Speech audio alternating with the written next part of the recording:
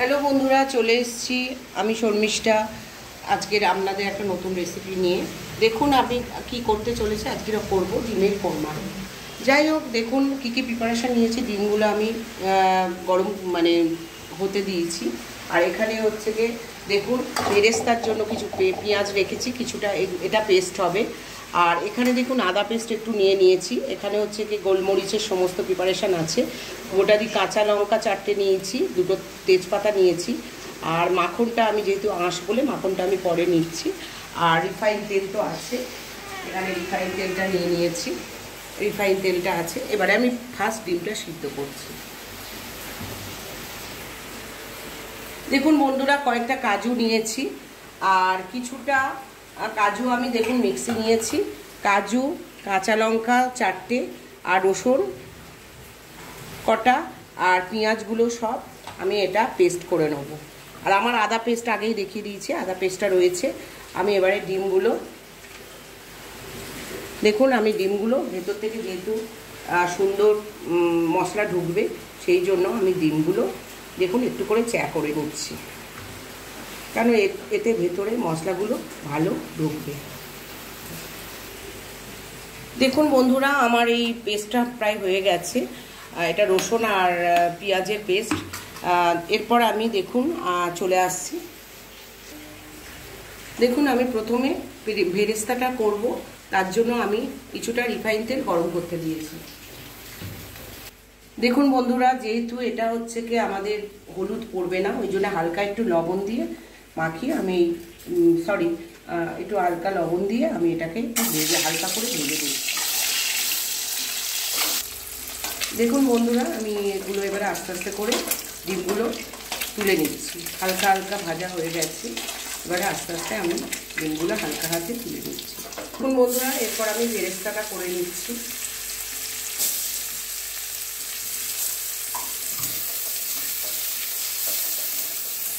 দেখুন বন্ধুরা, এই বেরেস্তাটা একটু লাল লাল করে ভাজবো।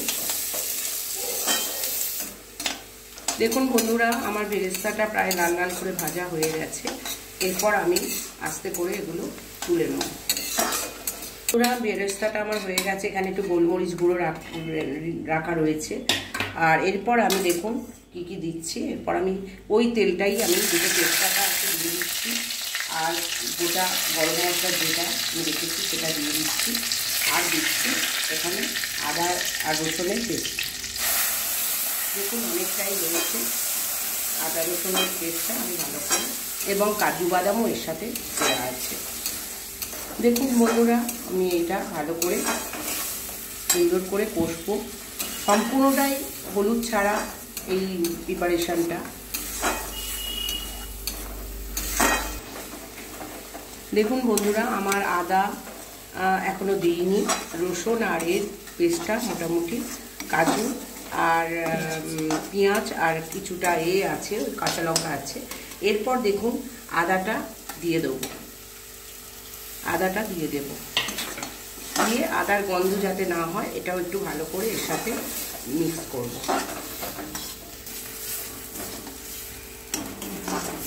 দেখুন আমার খুব সুন্দর একটা স্মেল আসছে। এরপর আমি দেখুন কাঁচা লঙ্কা 4টে দিয়ে দিলাম, আর লবণটা স্বাদ মতো দেবেন। আমি স্বাদ মতো 5টা ডিমে যেরকম স্বাদ মতো লাগে আমি সেটা দিয়ে দিলাম। আর চিনিটাও এর সাথে আমি দিয়ে দিলাম, কেননা যেহেতু এটা সম্পূর্ণটাই সাদা হবে সেহেতু আমি সব দিয়ে দিলাম।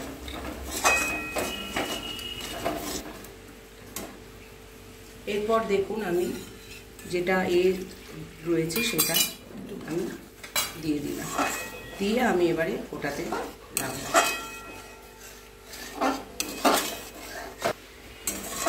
দেখুন বন্ধুরা, আমি দুধটা দিয়ে ফোটাচ্ছি। আপনারা চাইলে দুধটা একটু গরম করে নিয়ে দেবেন, যে কোনো দুধ দেওয়া যাবে। আর আমার সমস্ত প্রিপারেশান প্রায় দেয়া। এরপর আমি দেখুন মশলা ধোয়া বাটির যে জলটা ছিল, কেননা এটা যেহেতু একটুখানি গেবি গেবি হবে, ওটা দিয়ে আর আমি জল দেবো না। দেখুন বন্ধুরা, আমার এটা প্রায় গ্রেভিটা হয়ে গেছে। আমি এরপর আস্তে করে আমি ডিমগুলো দিয়ে দেব। খানিকক্ষণ ফুটেছে, কত সুন্দর কালার হয়েছে। এরপর আমি ডিমগুলো দিয়ে দেব, দিয়ে একটু চাপা দিতে থাকবে যাতে মশলার মধ্যে ডিমটা যাতে সম্পূর্ণ ঢোকে। দেখুন বন্ধুরা, আমি মোটামুটি ঢাকনাটা খুলেছি। এরপর আমি দেখুন আমার হয়ে গেছে, কালারটা ঠিক যেরকম ডিমের কোরমার মতনই হয়েছে। এরপর আমি দেখুন একটু গোলমরিচের গুঁড়ো আর বেরেস্তাটা আমি এর সাথে দিয়ে দিলাম, দিয়ে দেখুন কত সুন্দর হয়েছে। এরপর আমি যে ধনেপাতা একটু রেখেছি সেই ধনেপাতাটা দিয়ে দিলাম।